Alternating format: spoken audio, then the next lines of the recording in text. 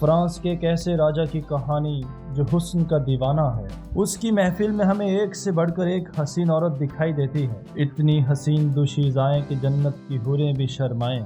आइए उस राजकुमार की कहानी सुनते हैं जिसे एक जादूगरनी बीस्ट यानी जानवर में बदल देती है। मूवी का नाम है ब्यूटी एंड द बीस्ट, जो 2017 में रिलीज हुई। मूवी जैसे ही स्टार्ट होती है तो हम एक राजकुमार को देखते हैं जो अपनी महफिल में अपने शहर की हसीन तरीन लड़कियों को दावत देता है। उसका महल नहीं बल्कि परस्तान की मलका का तख्त मालूम होता है। एक रात बाहर बड़ा जबरदस्त तूफान चल रहा था कि एक बूढ़ी औरत उसके महल में दाखिल हो जाती है। वो शक्ल से बड़ी ही बदसूरत दिखाई देती थी। उसने राजकुमार को अपनी तरफ से गुलाब का फूल तोहफे में दिया। राजकुमार उसकी बदसूरती को देखकर हंसने लगा और उसका दिया हुआ गुलाब का फूल फेंक दिया। इस पे वो बूढ़ी खातून कहती है कि देख शहजादे, खूबसूरती शक्लो सूरत में नहीं होती, खन खनाते हुए जिस्मों में नहीं होती, बल्कि असल खूबसूरती तो इंसान के अंदर होती है। लेकिन राजकुमार उसकी बदसूरती की वजह से उसे धुतकारता रहा। अगले ही लम्हे हम देखते हैं कि वो बूढ़ी बदसूरत औरत एक खूबसूरत जादूगरनी में बदल जाती है और सजा के तौर पर उस मगरूर राजकुमार को बीस्ट यानी जानवर में बदल देती है। उस बूढ़ी औरत का जादूगरनी वाला रूप देखकर महल के तमाम लोग भाग जाते हैं। राजकुमार बहुत गिड़गिड़ाया था कि मेरे साथ ऐसा मत करो, मगर वो जादूगरनी जान गई थी कि राजकुमार के सीने में मोहब्बत नाम की कोई चीज है ही नहीं, वो तो सिर्फ और सिर्फ जिस्मों का प्यासा है। वक्त अपनी रफ्तार से चलता रहा और एक दिन ऐसा आया कि लोग राजकुमार को भूल ही गए। उस बूढ़ी खातून ने राजकुमार को जो फूल दिया था वो एक जादुई फूल था। उस बूढ़ी औरत का शराब तभी खत्म हो सकता था कि जब राजकुमार किसी न किसी से मोहब्बत करना सीख ले और कोई उसकी मोहब्बत में भी गिरफ्तार हो जाए। मगर ये सब कुछ गुलाब की आखिरी पंखड़ी के गिरने से पहले होना चाहिए, और अगर गुलाब की आखिरी पंखड़ी के गिरने से पहले तक कोई राजकुमार की मोहब्बत में गिरफ्तार नहीं हुआ तो राजकुमार की बकिया जिंदगी बीस्ट बनकर गुजरेगी। इस तरह कई साल गुजर जाते हैं लेकिन उसका महल वीरान पड़ा हुआ है। कोई भी लड़की उसके महल की तरफ अब नहीं आती। पास ही के गांव में बेल नाम की एक लड़की रहती है जो कहानियों के अंदर जीती है, जिसे कहानियां पढ़ने का बहुत शौक है। बेल का फादर एक इन्वेंटर है। इसी गांव में एक लड़का भी रहता है जिसका नाम है गैस्टन, जो अपनी जवानी में सिपाही हुआ करता था। बेल उसके दिल की धड़कन है। वो बेल से शादी करना चाहता है लेकिन बेल उस शख्स को बिल्कुल पसंद नहीं करती क्योंकि वो बहुत ही मगरूर लड़का है। गैस्टन किसी भी कीमत पर बेल से शादी करना चाहता है। इसके लिए वो मुख्तलिफ हरबे भी आजमाता है लेकिन बेल उसका हर हरबा नाकाम कर देती है। एक रात बेल का फादर सफर करते हुए जंगल से गुजर रहा होता है। थोड़ा आगे जाकर वो देखते हैं कि उनके रास्ते में बहुत सारी आग चल रही है। उसका घोड़ा वहीं पर रुक जाता है। वहां से बेल का फादर मुतबादल रास्ता अख्तियार करता है। उस रास्ते में उसे भेड़ियों की खौफनाक आवाजें सुनाई देती है। इस तरह भागते भागते बीस्ट के महल तक पहुंच जाता है जहाँ पे अभी तक कई सालों से कोई शख्स नहीं आया। जैसे बेल का फादर महल के अंदर दाखिल होता है तो उसे वहाँ सब कुछ अजीब सा लगता है। महल के अंदर आग जल रही है, खाने के टेबल पे खाना लगा हुआ है लेकिन वहाँ पर खाने वाला कोई भी नहीं है। उसे किसी इंसान की आवाज तक सुनाई नहीं देती। बेल का फादर बहुत भूखा होता है। वो जल्दी से टेबल पर बैठकर खाना खाना शुरू कर देता है।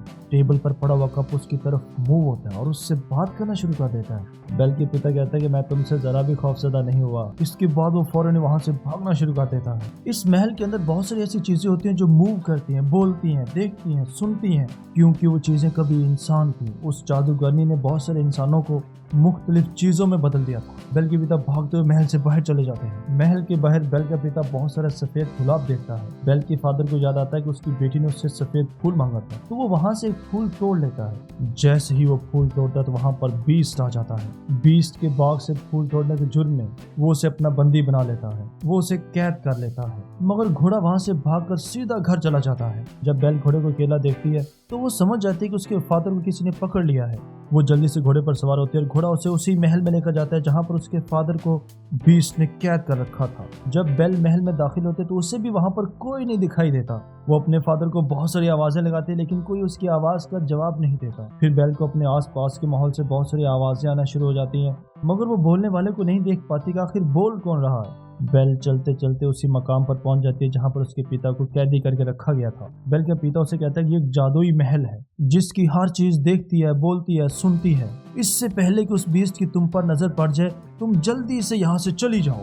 मैं यहाँ से कभी नहीं निकल सकता क्योंकि मुझे उस बीस्ट ने उम्र कैद की सजा सुना दी है। मैंने उसके बाग से तुम्हारे लिए एक सफेद फूल तोड़ा था। इतने में वो बीस्ट भी वहाँ पर आ जाता है। बेल उसे देखकर बहुत घबरा जाती है क्योंकि वो बदसूरत होने के साथ साथ बहुत ज्यादा डरावना भी होता है। बेल बीस्ट से कहती है कि मैं अपने पिता से बात करना चाहती हूँ लेकिन वो बीस्ट कहता है कि नहीं, इस पे बेल उसे कहते हैं कि तुम बहुत ज्यादा सख्त दिल और जालिम हो। तुम कैसे एक शख्स को सिर्फ फूल तोड़ने के जुर्म में उम्र कैद की सजा सुना सकते हो।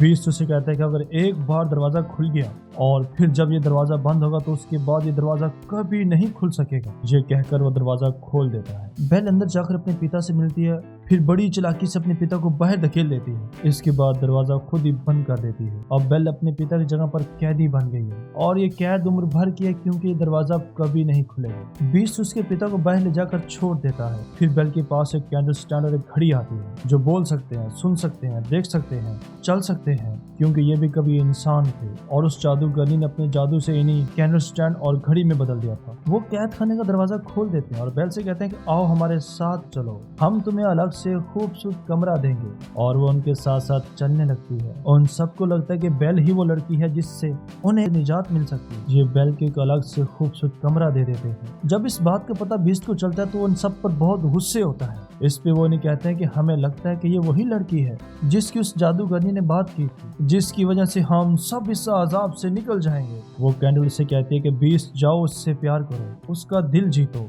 उसकी रूह में अपने लिए जगह बनाओ। सबसे पहला काम ये करो कि उसे खाने पर इनवाइट करो। इस पे बीस्ट बहुत गुस्से में आ जाता है और उन्हें कहता है कि मैं एक चोर की बेटी को अपने साथ खाने पर इनवाइट करूंगा, नहीं, ये कभी नहीं हो सकता। लेकिन जब महल के सभी लोग उसे कन्विंस करने की कोशिश करते हैं तो बीस्ट उनके आगे हथियार डाल देता है और वो बेल के रूम के पास पहुंच जाता है। उस वक्त बेल वहां से भागने की कोशिश कर रही होती है। बीस्ट उसे कहता है कि मैं तुम्हें खाने पर इनवाइट करता हूँ। इस पे बेल उसे कहती है कि तुम बड़े अजीब हो, एक तो तुमने मुझे कैदी बनाकर रखा हुआ है और फिर मुझे खाने के टेबल पर इनवाइट कर रहे हो।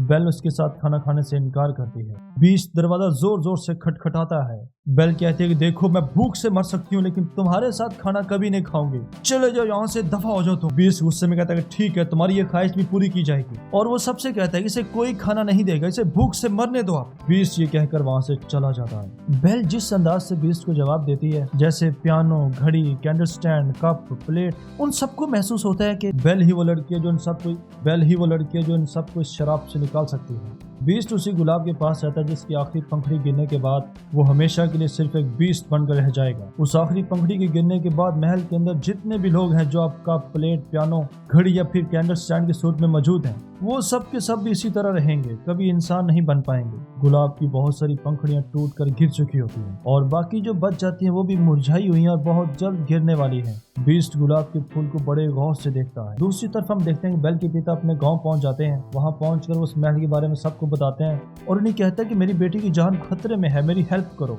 लेकिन कोई भी उसकी बात पर यकीन नहीं करता। गैस्टन जो बेल से शादी करना चाहता है वो उसके बाप का दिल जीतने के लिए कहता है कि मैं आपकी बात पर यकीन करता हूँ और बेल को बचाने के लिए मैं तुम्हारे साथ जाऊंगा। गैस्टन और उसका दोस्त बेल के पिता के साथ उस महल की तरफ चल पड़ते हैं। जब उस जगह पर पहुंचते हैं जहां पर आग लगी हुई थी, जहां से एक ऐसा रास्ता निकलता था जो सीधा महल की तरफ जाता था, बेल के पिता देखते हैं कि अब वहां पर कोई रास्ता ही नहीं है। गैस्टन के इस बात पे बहुत गुस्सा आता है। वो उसे कहता है कि बुड्ढे, तुम्हारा दिमाग अब खराब हो चुका है, ऐसे भला कैसे हो सकता है कि कोई रास्ता ही गायब हो जाए। इस तरह बातें करते हुए उसे कहता है कि मैं तुम्हारी बेटी से शादी करना चाहता हूँ, मैं उससे बहुत मोहब्बत करता हूँ। ये बात सुनकर बेल के पिता कहते हैं तुम्हारा ये ख्वाब जिंदगी भर पूरा नहीं हो सकता। गैस्टन के इस बात पे बहुत गुस्सा आता है। वो बेल के पिता के हाथ पांव बांधकर एक दरख्त के साथ बांध देता है। ऐसा करने के बाद वो वहां से चला जाता है। उसे यकीन होता है कि जंगल के खौफनाक भेड़िए बेल के पिता को खा जाएंगे, मगर ऐसा कुछ नहीं होता। जब सुबह होती है तो वहां पर एक खातून आती है जिसका नाम एगता है। गांव वालों ने उसे गांव से निकाल दिया था। वो बेल के पिता के हाथ पांव खोल देती है और उसे मरने से बचा लेती है। उधर महल में बेल चलते चलते उसी गुलाब के फूल के पास पहुंच जाती है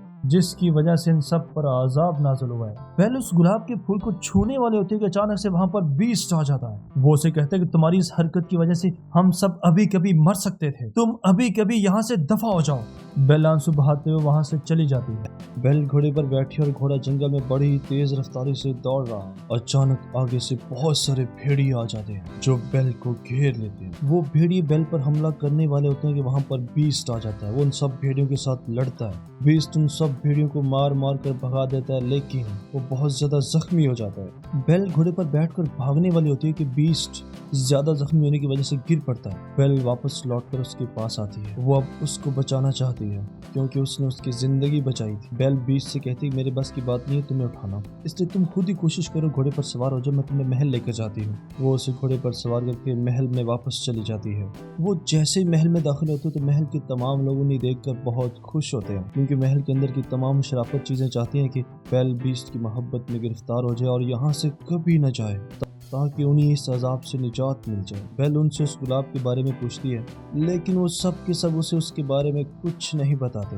हाँ, मगर उसे इतना जरूर बताते हैं कि जब गुलाब की आखिरी पंखड़ी भी गिर गई तो फिर हम हमेशा के लिए इसी रूप में रहेंगे, हम कभी इंसान नहीं बन पाएंगे और बीस्ट जो कभी खूबसूरत राजकुमार होता था वो भी सिर्फ बीस्ट बनकर रह जाएगा। बीस्ट जख्मी था। बेल उसके जख्मों की मरहम पट्टी करती है। जब सुबह का सूरज जागता तो बेल एक शेर पढ़ती है क्योंकि बेल को शेर व शायरी से बड़ा शगफ है। बेल उस शेर का सिर्फ एक मिसरा पढ़ती है, दूसरा मिसरा बीस्ट पढ़कर शेर मुकम्मल कर देता है। बेल वहाँ पर शॉक्ड हो जाती है। वो कहती है कि क्या तुम शेर व शायरी भी पढ़ते हो? बीस्ट कहता है कि रोमांटिक पोएट्री मैं नहीं पढ़ता, हाँ मगर मेरी तरबियत बहुत जबरदस्त हुई है। बेल कहती है कि मुझे तो रोमांटिक पोएट्री और रोमांटिक नॉवेल्स और किताबें बहुत पसंद है, मैं तो ऐसी शायरी और ऐसी किताबों से इश्क करती हूँ। बीस्ट कहता है वो तो मैं तुम्हारी शक्ल से देख रहा हूँ, अगर कुछ पढ़ना है तो कुछ अच्छा पढ़ो, ये क्या फजूल चीजें पढ़ती रहती हो।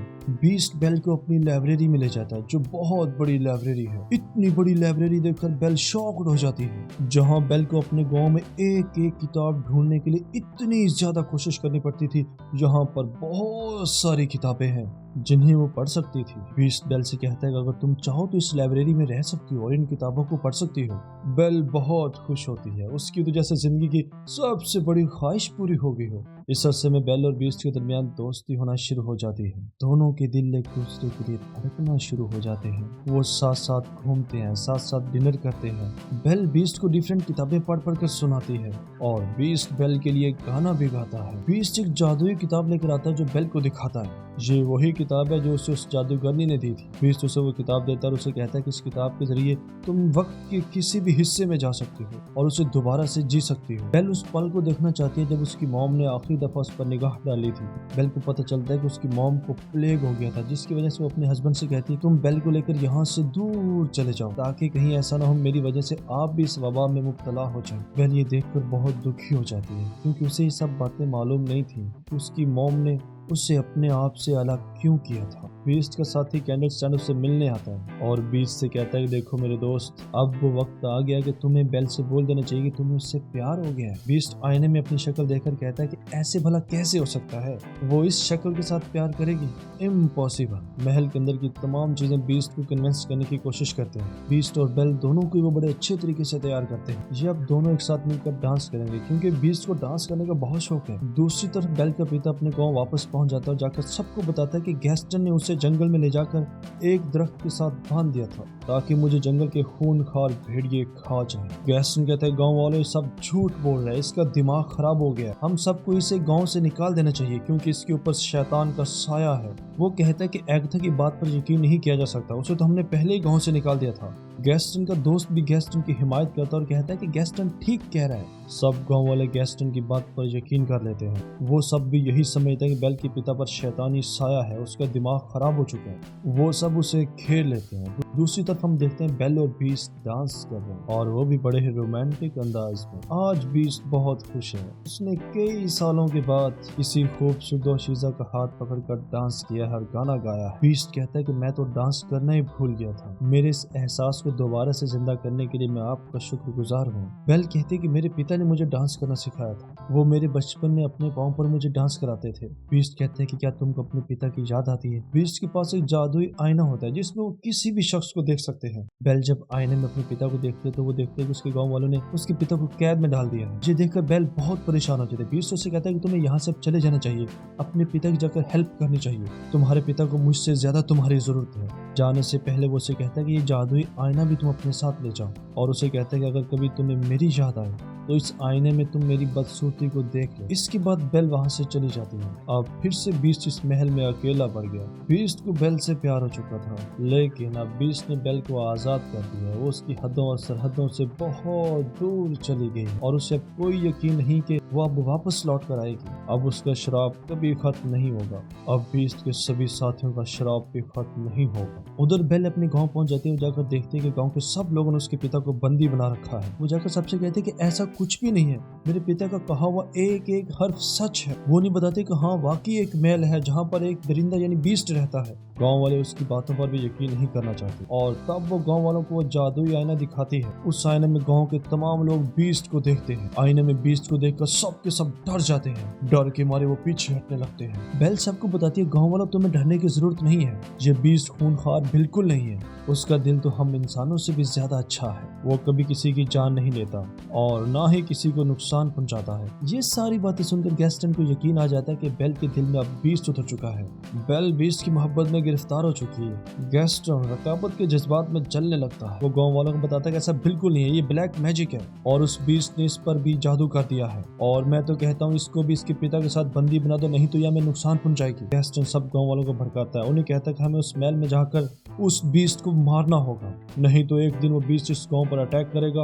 वो हमारे बच्चों को, हमारी औरतों को, हम सबको खा जाएगा। वो गांव वाला भी भड़क उठते हैं और उसकी हाँ में हाँ मिला देते हैं। अब सारे का सारा गांव बीस्ट को मारने के लिए उस महल की तरफ चल पड़ता है। सबके हाथों में आग और दिल में नफरत भरी हुई है। जैसे वो महल के अंदर दाखिल होते हैं, बीस्ट के तमाम दोस्त उन सब पर हमला कर देते हैं। गांव वाले सब के सब हैरान होते हैं कि एक कैंडल, एक प्लेट, एक कप, एक टेबल, एक चेयर कैसे मूव कर सकते हैं, वो कैसे उनसे लड़ सकते हैं, क्योंकि सब इंसान तो है नहीं, मगर फिर भी इंसानों की तरह चलते हैं, बोलते हैं, बात करते हैं, मारते पीटते हैं। गांव के तमाम लोग ये सब कुछ देखकर बहुत हैरान होते हैं और उनमें से कई लोग डर जाते हैं। गैस्टन बीस्ट तक पहुंच जाता है। बीस्ट बहुत दुखी और उदास था क्योंकि बेल के जाने के बाद उसकी जिंदगी फिर से वीरान हो गई थी। गैस्टन उसे कहता है तुम क्या सोच रहे हो, तुम्हारी इस बदसूरती से बेल प्यार करेगी?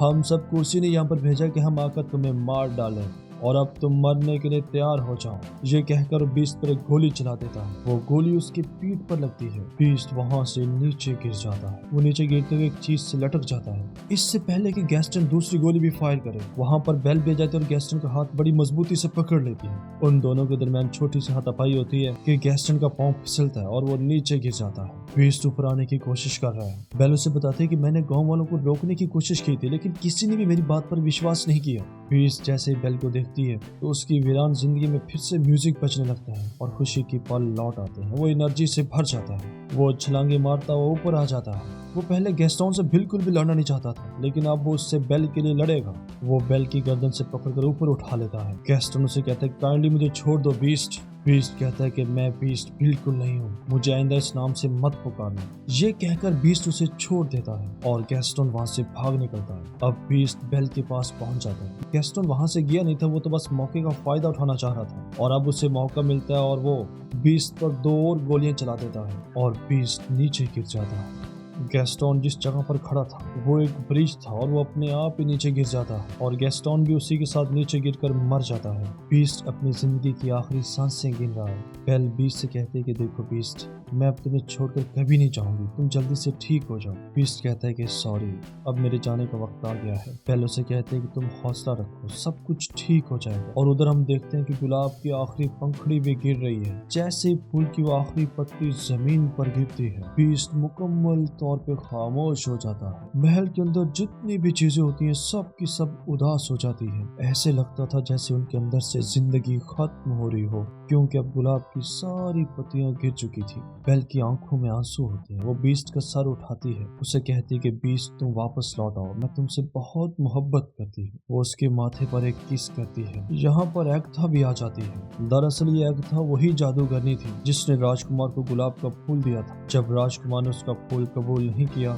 तो सजा के तौर पर एग्था ने उसे इंसान से बीस्ट बना दिया था। जब एग्था ये देखती है कि बीस्ट किसी लड़की की मोहब्बत में गिरफ्तार हो चुका है और उस लड़की के सीने में भी बीस्ट का दिल धड़कता है, अब वो शराब खत्म हो गया क्योंकि उसकी शर्त पूरी हो चुकी थी। अगले ही पल बीस्ट के आसपास बहुत सारी रोशनी चमकती है। इस तरह बीस्ट दोबारा से एक ब्यूटीफुल राजकुमार बन जाता है। उसे देखकर बेल की खुशी की इंतहा नहीं रहती। इसके बाद बीस्ट बेल के पास आता है, खुशी से उसे गले लगा लेता है और अपने खूबसूरत लब बेल के लबों के साथ जोड़ देता है। मोहब्बत के इन जज्बों को महसूस करते हुए वो सारी कायनात भूल जाता है। महल की तमाम चीजें दोबारा से वापस अपने असली रूप में आ जाती है। अब महल के अंदर फिर से खुशियों के त्योहार हैं। अब राजकुमार बेल के साथ मिलकर सबके दरमियान डांस कर रहा है। उनके डांस करने के साथ ही ये कहानी खत्म हो जाती है। इस म्यूजिकल रोमांटिक फिल्म का बजट था 160 से 255 मिलियन डॉलर के दरमियान और इस मूवी ने डॉलर कमा कर अपने अकाउंट में 1.266 बिलियन डॉलर इकट्ठे कर लिए। उम्मीद है कि आपको ये मूवी पसंद आई होगी। अगर ऐसा है तो इस वीडियो को लाइक करना और इस चैनल को सब्सक्राइब करना बिल्कुल नहीं भूलना।